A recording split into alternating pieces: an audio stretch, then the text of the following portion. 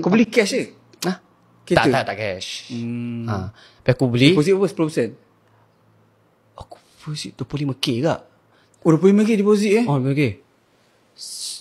Kereta tu adalah 100k. Hah? Dalam 100k kak. Oh kau beli second? Aku scan. Berapa mileage masa kau beli?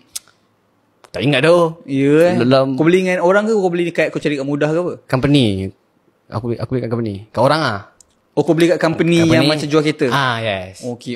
Okey lah. Alhamdulillah okey. Sampai sekarang okey. Sekarang okey alhamdulillah. Still masih guna lah. Berapa bulan-bulan lagi sekarang kau bayar tu? $1,200.